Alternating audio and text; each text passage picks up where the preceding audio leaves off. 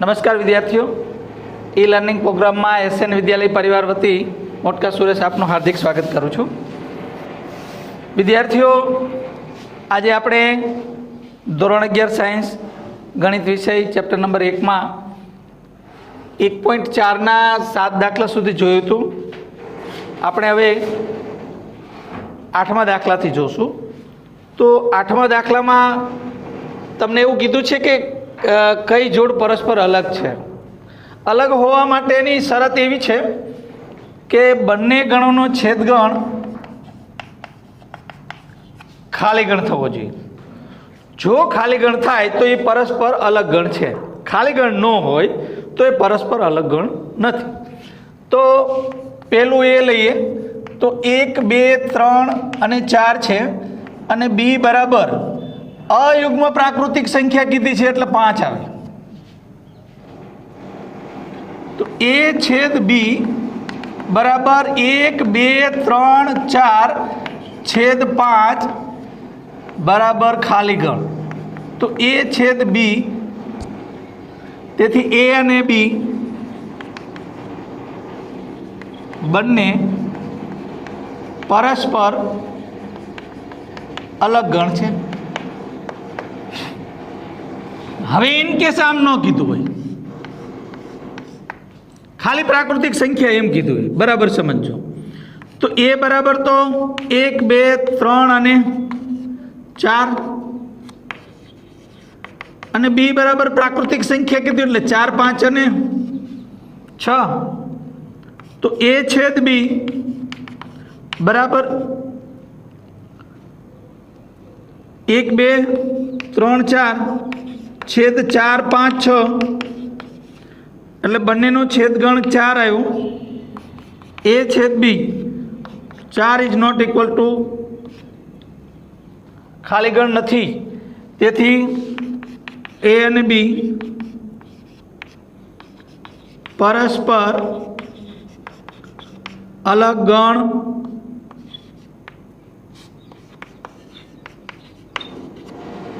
નથી. પેલો દાખલો ખ્યાલ આવી ગયો છે. હવે આગળ જોઈએ બીજો દાખલો. તો દાખલા નંબર 2માં એ બરાબર AEIOU અને બી બરાબર CDEF. એ છેદ બી જોઈએ, AEIOU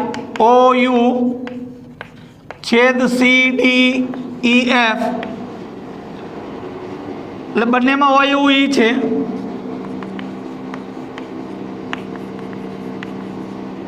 is not equal to 5. તેથી એ અને બી એ પરસ્પર અલગ ગણ નથી.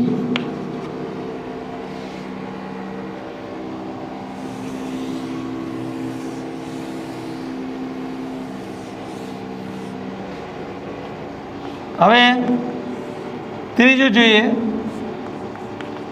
તો યુગ્મ પૂર્ણાંક. યુગ્મ પૂર્ણાંક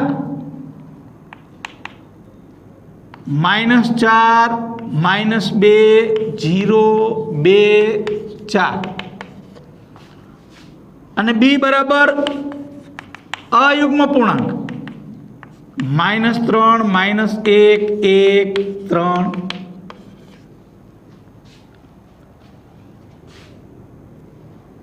એ છેદ બી -4, -2, 0, 2, 4 છેદ -3, -1, 1, 3. તો એનો છેદગણ શું થાય? ખાલી ગણ. એટલે કે એ અને બી ગણ પરસ્પર અલગ ગણ છે. હવે 9મો દાખલો આગળ જોઈએ.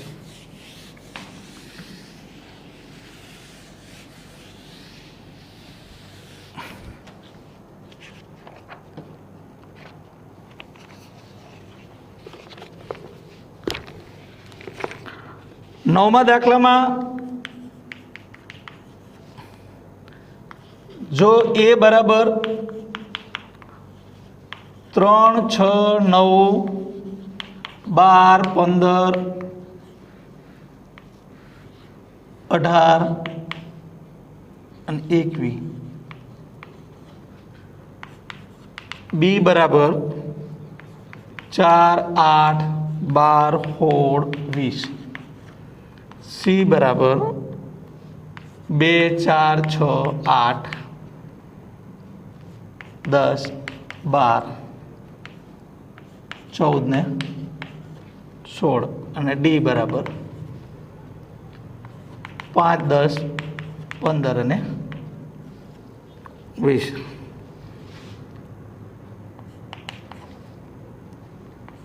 a minus b, a minus c,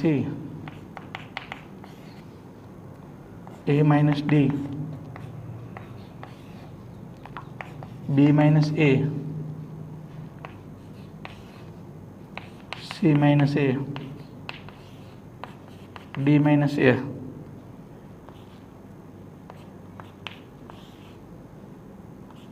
b minus c,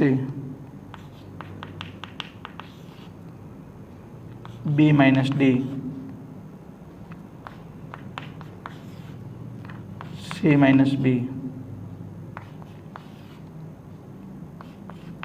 d minus b, c minus d, d minus c.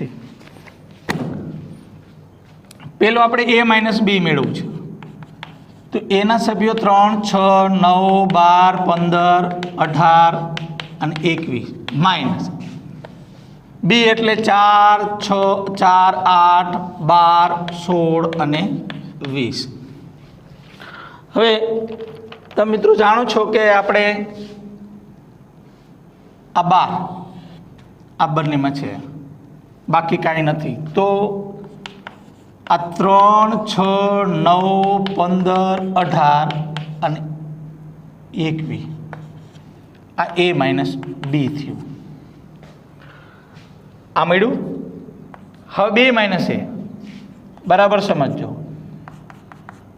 b minus a તો 4, 8, 12, 16 અને 20 માઇનસ a એટલે 3, 6, 9, 12, 15, 18, 21 બંનેમાં 12 છે એ વાત નક્કી છે.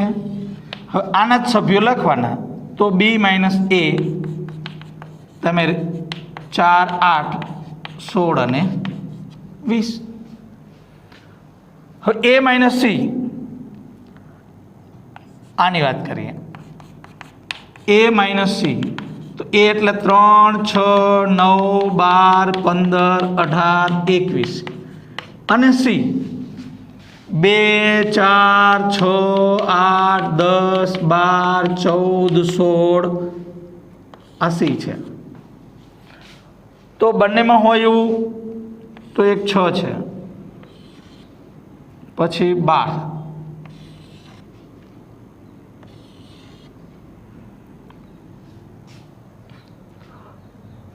અને 12 સિવાય બીજું કંઈ દેખાતું નથી.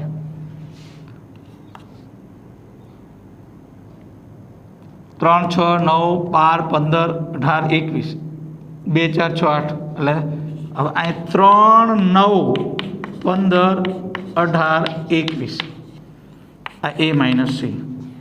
હવે એનો જ આપણે c માઇનસ a લઈ લઈએ તો 2, 4, 6, 8, 10, 12, 14 અને 16 માઇનસ 3, 6, 9, 12, 15, 18, 21 તો બંનેમાં હોય એવું 6 આ 6 પછી 12 આ 12 તો 2, 4, 8, 10, 14 અને 16 આ થશે c માઇનસ a. એ જ રીતે a minus D, a minus D, તો 3, 6, 9, 12, 15, 18, 21. a માઇનસ ડી એટલે ડી એટલે 5, 10, 15, 20, 15. તો a માઇનસ ડી બરાબર શું થશે? 3, 6, 9, 12, 18, 21. આ જે બેમાં હોય એ કાઢી નાખવાનું અને પહેલાનું જ લખવાનું, એટલે a માઇનસ ડી. હવે ડી માઇનસ એ આ પૈતું આનું, તો ડી માઇનસ એ બરાબર શું લેશું? 5, 10, 15, 20 માઇનસ 3, 6, 9, 12, 15, 18, 21. બંનેમાં હોય એવું 15 છે. 15 આમાંથી કાઢી નાખો એટલે 5, 10 અને 20. આ ડી માઇનસ એ.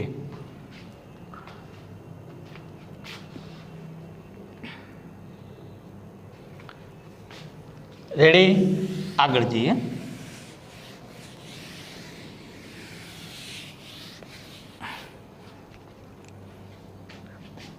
આ બી માઇનસ સી અને સી માઇનસ 2 એટલે બી માઇનસ સી એટલે બી એટલે 4, 8, 12, 16 અને 20. સી 2, 4, 6, 8, 10, 12, 14 અને 16. તો બંનેમાં હોય એવું પહેલાં 4 છે, આમાં 4 છે, 8 છે, આમાં 8 છે, 12 છે, આમાં 12 છે, આમાં 16 છે, આમાં 16 છે. બી માઇનસ સી બરાબર છે. હવે અહીંયા શું વધ્યું? Only for 20, 20. આ બી માઇનસ સી. હવે તમે મિત્રો સી માઇનસ બી જોઈએ છે, તો 2, 4, 6, 8, 10, 12, 14 અને 16. શું આવશે? 2, 4, 8 અને 14 આવશે. 4, 8, 12, 16 અને 20. તો 4, 4, 8, 8, 12, 12, 16, 16. હવે આ બધા ક્યાં? તો કે 2, 6, 10, 14. આ સી માઇનસ બી થયું.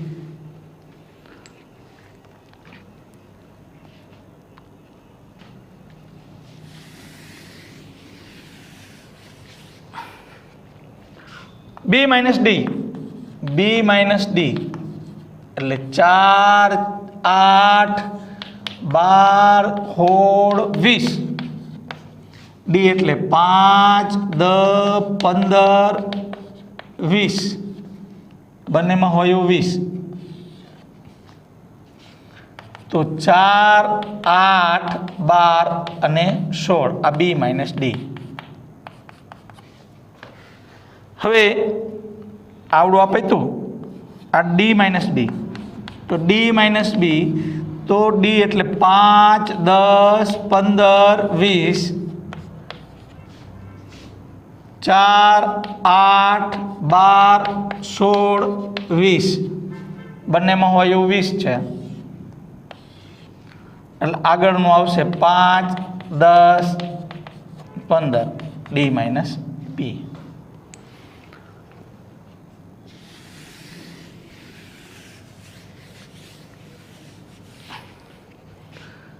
હવે સી માઇનસ ડી, તો સી આવશે 2, 4, 6, 8, 10, 12, 14, 16.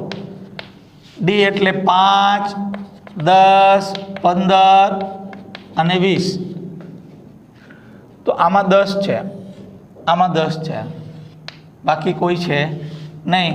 એટલે 2 4 6 8 12 14 આ 16 આ C માઇનસ ડી અને ડી માઇનસ સી શું આવશે? 5 15 અને 20. આ C minus D D minus C લઈએ તો 2 ડી એટલે 5 10 15 20 2 4 6 8 10 12 14 તો બંનેમાં હોય 10 તો 5 15 અને 20 આ ડી માઇનસ સી. મિત્રો આપણે બધા જ દાખલા ગણ્યા. આપણો તફાવતનો ગણ જે છે એ પાવરફુલ થઈ ગયો. આટલા દાખલા ગણતા આપણને 100% એ આવડે છે અને આવડ્યા છે.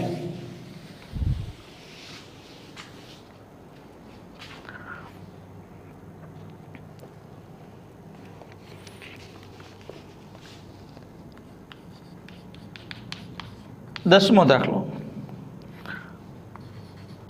જો x બરાબર a b c અને d હોય અને y બરાબર f b d અને g હોય તો નીચેના ગણ મેળવો.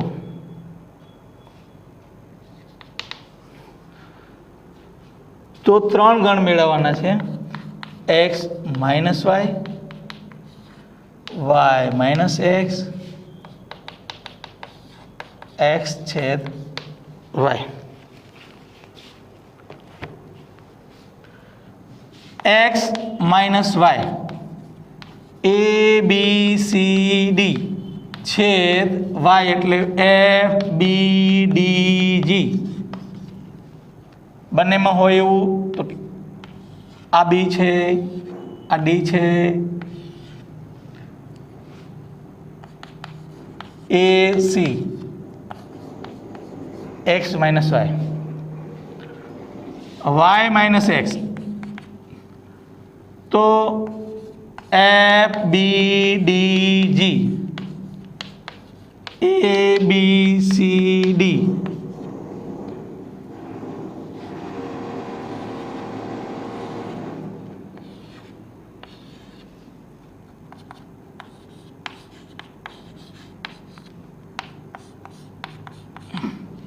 y માઇનસ એક્સ અને છેલ્લું x છેદ y. x એટલે a b c d છેદ y એટલે f b d g b અને d x છેદ y. હવે 11મો દાખલો મિત્રો.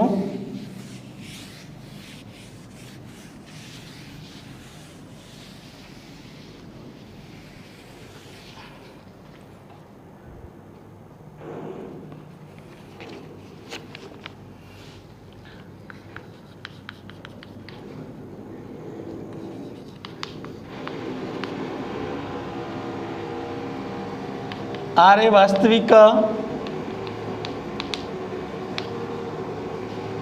સંખ્યાઓનો ગણ અને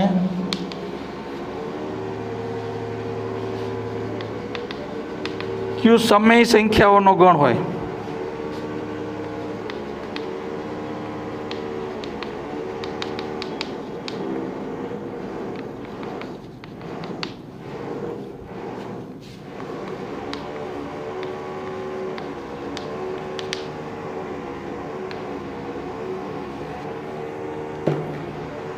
તો R માઇનસ Q આપણે મિત્રો જાણીએ R વાસ્તવિક સંખ્યાનો ગણ. R માં ધન સંખ્યા હોય, ઋણ સંખ્યા હોય, 0 હોય, ધન અપૂર્ણાંક, ધન પૂર્ણાંક, ઋણ અપૂર્ણાંક, ધન અપૂર્ણાંક, પછી ધન વાસ્તવિક અસમય સંખ્યા અને ઋણ અસમય સંખ્યા, અને ક્યુમાં ધન પૂર્ણાંક, ઋણ પૂર્ણાંક, શૂન્ય, ધન અપૂર્ણાંક, ઋણ અપૂર્ણાંક. એટલે આમાં અસમય સંખ્યાઓનો ગણ રહે. બાકી આર અને માઇનસ ક્યુ બે બાદ કરીએ એટલે તફાવતનો ગણ કરીએ એટલે અસમય સંખ્યાઓ વધે, તો આરમાં જે અસમય સંખ્યાઓનો ગણ કહેવાય.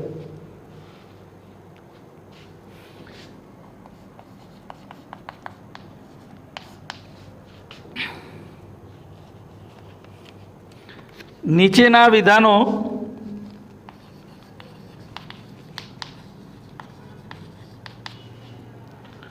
સત્ય છે કે અસત્ય?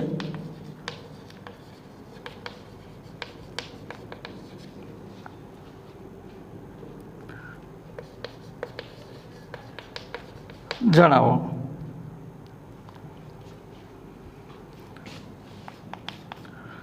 તમને એ બરાબર આવું કીધું છે 2, 3, 4, 5 અને બી બરાબર આવું કીધું છે 3, 6. પરસ્પર અલગ ગણ છે. પરસ્પર અલગ ગણ છે. મિત્રો, અલગ ગણ હોવા માટેની શરત એક જ છે કે બંનેનો છેદગણ ખાલી ગણ હોવો જોઈએ. એ છેદ બી 2, 3, 4, 5 છેદ 3, 6 તો બંનેમાં હોય એવું શું છે 3. એટલે એ છેદ બી બરાબર 3 ઇઝ નોટ ઇક્વલ ટુ 5. તેથી એ અને બી બંને પરસ્પર અલગ ગણ નથી. બીજું, એ બરાબર તમને એવું કીધું છે કે એ ઈ આઈ ઓ યુ અને બી બરાબર તમને એવું કીધું છે એ બી સી ડી. એ પણ પરસ્પર અલગ ગણ છે એવી વાત કરે છે. પરસ્પર અલગ ગણ છે એમ કે છે. તો કે એ છેદ બી એ ઈ આઈ ઓ યુ છેદ એ બી સી ડી એ બંનેમાં છે.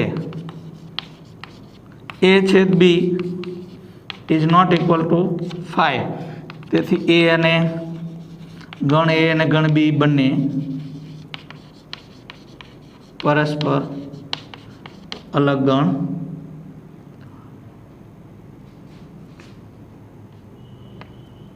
નથી.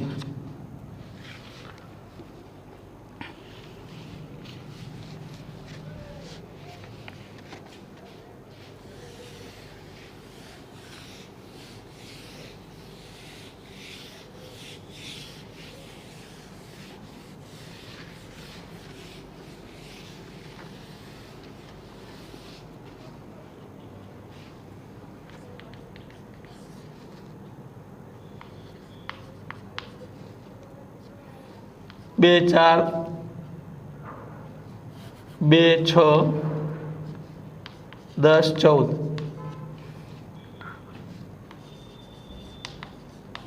3, 7, 11, 15 પરસ્પર અલગ ગણ છે. તો છે જોઈને જ કહી શકીએ, કારણ કે એકમાં બેકી છે ને એકમાં એકી છે, બંનેનો છેદગણ ખાલી ગણ આવે તો પરસ્પર અલગ ગણ છે. એ બરાબર 2, 6, 10, 14 અને બી બરાબર 3, 7, 11, 15. એ છેદ બી 2, 6, 10, 14 છેદ 3, 7, 11, 15 બરાબર ખાલી ગણ. એ અને બી પરસ્પર અલગ ગણ છે.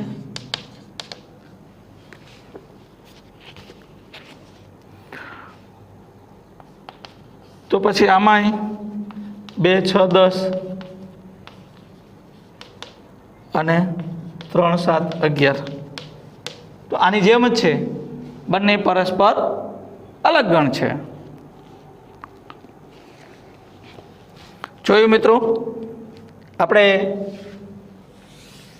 અત્યાર સુધી જે ગણ્યું એમાં ક્યાંય આપણને અઘરું ન પડ્યું. એટલે મહેનત કરીએ તો 100% આવડે જ. એટલે આપણે અહીંયા 1.4 સ્વાધ્યાય પૂર્ણ કર્યું. 1.4 પછી પૂરક ગણ આવે છે. મિત્રો, પૂરક ગણ એટલે શું? બહુ સહેલી વસ્તુ છે. હવે તમને એના માટે શીખવા માટે પહેલાં હું ઉદાહરણ આપું. કોઈ સાર્વત્રિક ગણ લઈએ, 1 2 3 4 5 6 7 8 9 અને 10. આવો કોઈ એક સાર્વત્રિક ગણ છે. એમાં એક આવો કોઈ ગણ છે, 1 એટલે 2 4 5 7. અને બી કોઈ આવો ગણ છે, 1 3 8. અને સી કોઈ આવો ગણ છે, 3 6 અને 9. તમે જોઈ શકો છો કે આ એક સાર્વત્રિક ગણ છે. સાર્વત્રિક ગણના આ એનો ઉપગણ છે. શું છે? એનો ઉપગણ છે. હવે આ સભ્યો આમાંથી કાઢી નાખવાના. તો એ ડેશ મેળવવું હોય તો તમારે શું કહેવું પડે કે યુ માઇનસ એ, એટલે યુ 1 2 3 4 5 6 7 8 9 અને 10 માઇનસ એ એટલે 2 4 5 7. એટલે 2 ઉપર લીટી મારી, 4 આ તો ખાલી શીખવાડવા માટે, તમારે લીટી મારવાની જરૂર નથી. 5 અને 7 બાકી વધ્યા એ લખી નાખવાના. એટલે 1 3 6 8 9 અને 10. આ યુ માઇનસ એ થયું, એને આપણે એ ડેશ પૂરક ગણ તરીકે લઈશું. હવે બી ડેશ મેળવવાનું કીધું હોય તો યુ માઇનસ બી કરવાનું. એટલે 1 2 3 4 5 6 7 8 9 10 માઇનસ બી એટલે 1 3 ને 8. 1 3 ને 8 સિવાયની બધી લખ નાખવાની. એટલે 2 1 3 ની લખવાની, 2 લખી, 4 5 6 7 9 અને 10 8 નો લખી. એટલે આ યુ માઇનસ બી, આને બી ડેશ કીધું. એટલે પૂરક ગણ. સી ડેશ એટલે યુ માઇનસ સી. યુ એટલે 1 2 3 4 5 6 7 8 9 10 માઇનસ સી એટલે 3 6 અને 9. 3 6 9 કાઢી નાખવાના. એટલે 1 2 3 નહીં લેવાના, 4 5 6 નહીં લેવાના, 7 8 9 નહીં લેવાના અને 10. આ શું થયો? C dash. તો આના ઉપરથી તમે વ્યાખ્યા શું કરી શકો કે ધારો કે યુ એ સાર્વત્રિક ગણ છે. એટલે વ્યાખ્યા આપણે એમ કહીએ કે ધારો કે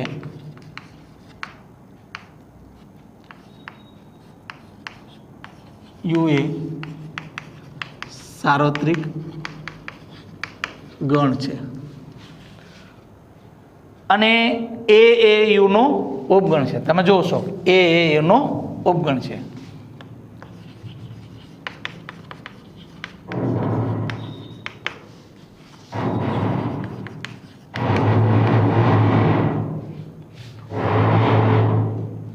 ગણ એમાં ન હોય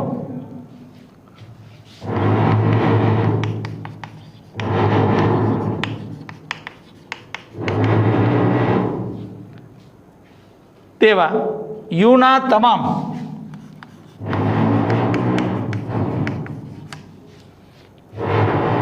ઘટકોથી બનતા ગણને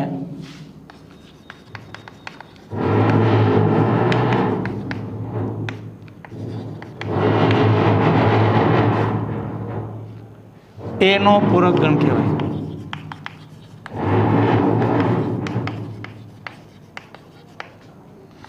સંકેતમાં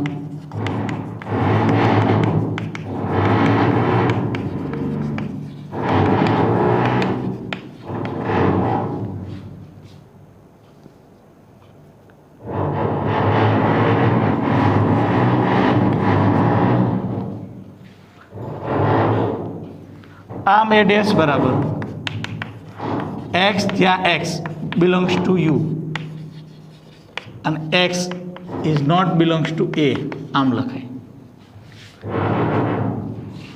અને એ ડેશ બરાબર મેં કીધું એમ યુ માઇનસ એ કહેવાય. હવે પૂરક ગણના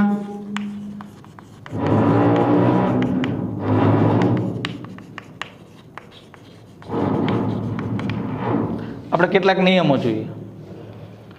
તો સૌથી પહેલાં કોઈ પણ ગણ હોય એનો યોગ ગણ એના પૂરક ગણ સાથે લેવામાં આવે તો સાર્વત્રિક ગણ મળે. બીજો, કોઈ પણ ગણ એનો પૂરક ગણ નો છેદ ગણ એના પૂરક ગણનો છેદ ગણ તો ખાલી ગણ મળે.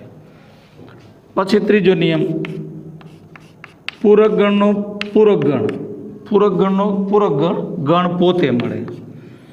ચોથો નિયમ, આ ફાઈ હોય એનો પૂરક ગણ સાર્વત્રિક ગણ યુ મળે અને યુ હોય એનો પૂરક ગણ શું મળે? ફાઈ મળે. આટલા નિયમો. હવે એક દ મોર્ગન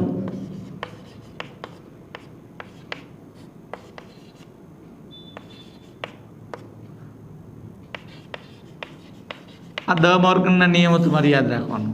એમાં કેવું છે કે એ યોગ બી હોય અને એનો પૂરક ગણ હોય તો એ ડેશ છેદ બી ડેશ, એટલે એનો પૂરક ગણ અને બીના પૂરક ગણનો છેદ ગણ મળે. હવે બીજો, જો એ છેદ બી અહીં પૂરક ગણમાં હોય આખાનો પર તો એ ડેશ યોગ બી ડેશ મળે. એ ડેશ યોગ બી ડેશ. મિત્રો, હવે હું એટલું સમજુ કે તમે આટલા ઉદાહરણ આપતા પૂરક ગણ વિશે તો તમારો ખ્યાલ સ્પષ્ટ થઈ ગયો હશે. અને વધુ ખ્યાલ સ્પષ્ટ કરવા માટે હું તમને 5.1ના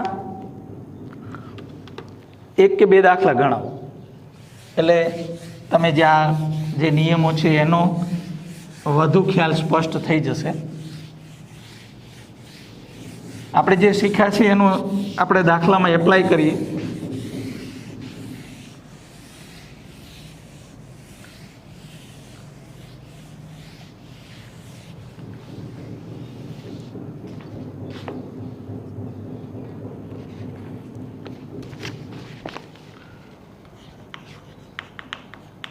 એક 1.5 દાખલો પહેલો, સાર્વત્રિક ગણ યુ બરાબર 1 2 3 4 5 6 7 8 અને 9. એ બરાબર 1 2 3 4, બી બરાબર 2 4 6 8, સી બરાબર 3 4 5 6. નીચેના ગણો શોધો. એટલે આ તમારે શોધવાનું. એ ડેશ બી ડેશ એ યોગ સી ડેશ એ યોગ બી ડેશ એ ડેશ નો ડેશ બી માઇનસ સી નો ડેશ.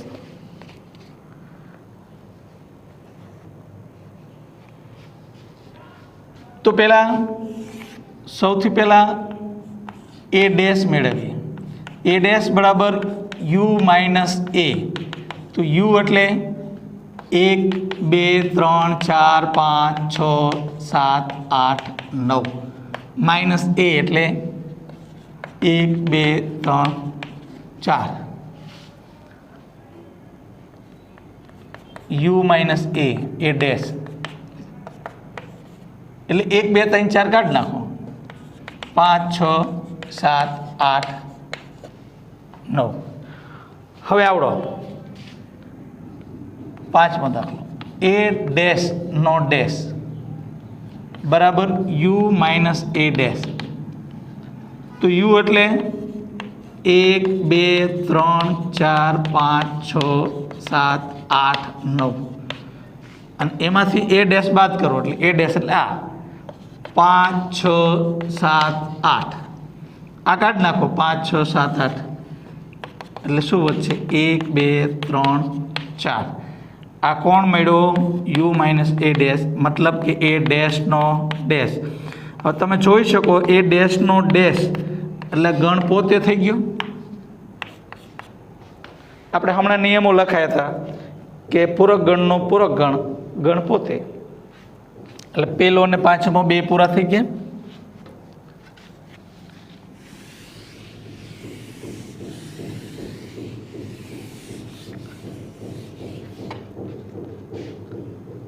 બી ડેશ તો u માઇનસ બી તો u એટલે 1 2 3 4 5 6 7 8 9 અને બી એટલે 2 4 6 8 2 4 6 8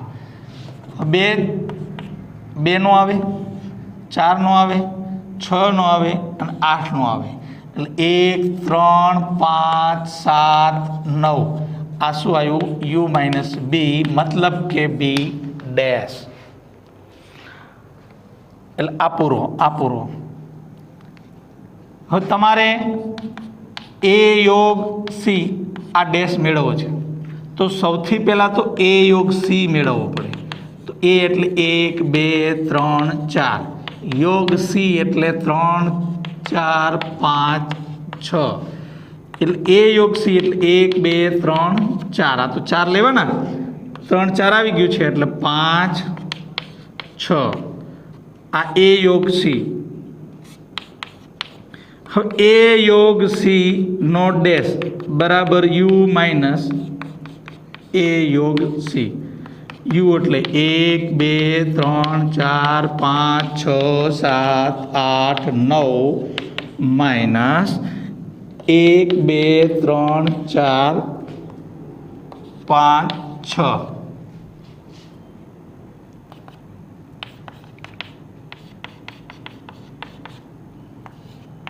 a યોગ c નો ડેશ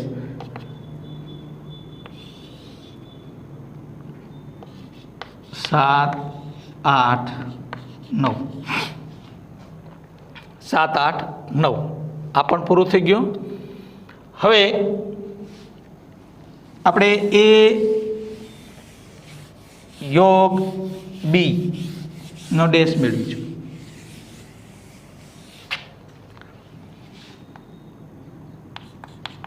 a યોગ બી નો ડેશ તો સૌથી પહેલાં a યોગ બી મેળવવું પડે a એટલે 1 2 3 4 યોગ 2 4 6 8 આ 1 2 3 4 આમાં 2 4 આવી ગયું 6 8 આ a યોગ બી થયું a યોગ બી આખા કૌંસ ઉપર ડેશ મતલબ u માઇનસ a યોગ બી એટલે કે 1 2 3 4 5 6 7 8 9 માઇનસ 1 2 3 4 6 8 એટલે આના ઉપર રાઉન્ડ 1 2 3 4 6 અને 8 શું વધ્યું તો કે 7 અને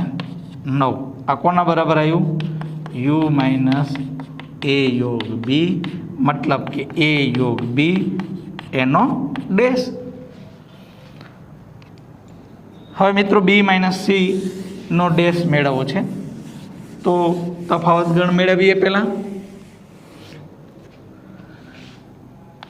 b માઇનસ c નો ડેશ મેળવવો છે તો b માઇનસ c તો b મતલબ 2 4 6 8 માઇનસ c એટલે 3 4 5 6 એટલે આમાં બેમાં હોય 4 અને 6 તો વાંહે વધ્યા 2 8 બી માઇનસ સી બરાબર 2 8 હવે બી માઇનસ સી નો ડેશ બરાબર U minus B minus C U એટલે 1 2 3 4 5 6 7 8 9 માઇનસ 2 8 આ 2 અને 8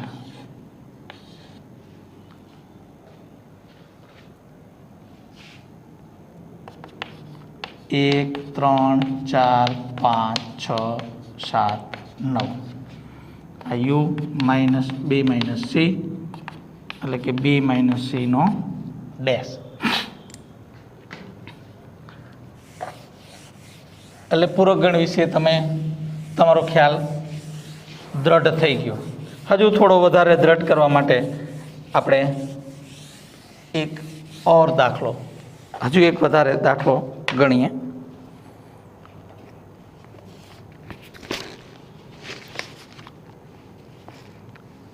એક્ઝામ્પલ નંબર 2.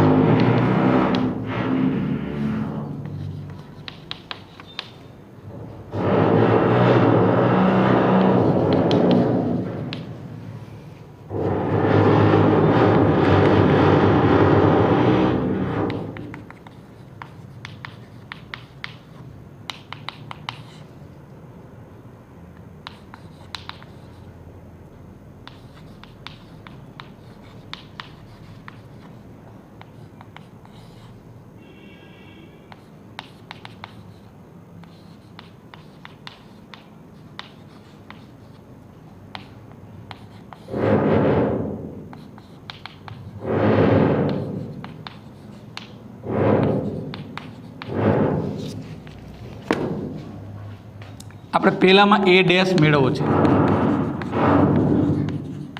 એટલે એ ડેશ બરાબર યુ માઇનસ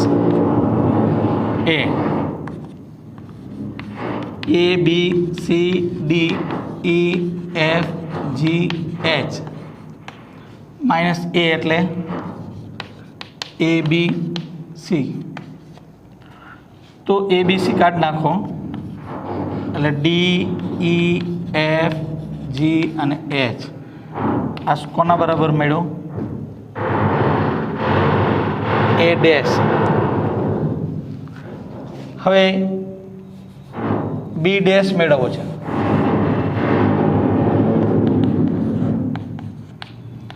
તો બી ડેશ બરાબર U minus B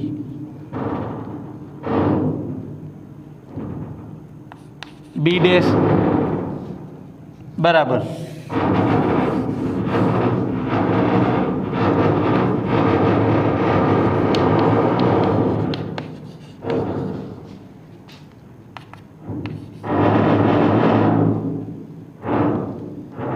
D I F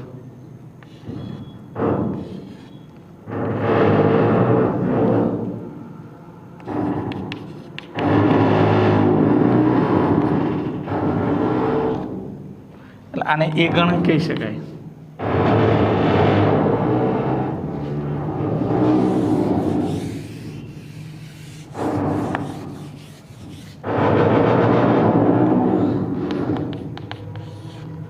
सी बराबर ए सी ई जी है तो सी डैश मेळवવો છે तो U minus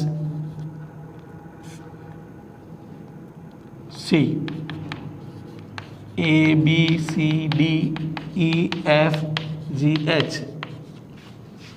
minus A C E G आ ए आ सी आ ई અને જી એટલે આ બાદ કરી નાખો એટલે બી ડી ડી એફ અને એચ આ કોના બરાબર આવ્યું સી ડેશ હવે છેલ્લું તમારે ડી ડેશ મેળવવું છે તો યુ માઇનસ ડી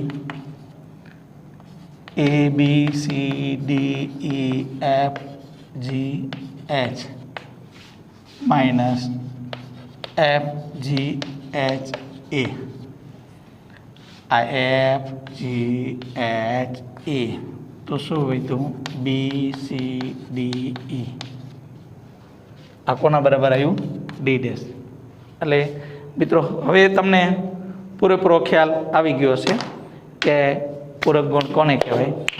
હા પછીનું જે 1.5ના દાખલા છે એ નેક્સ્ટ લેક્ચરમાં આપણે જોશું. ત્યાં સુધી રજા આપશું.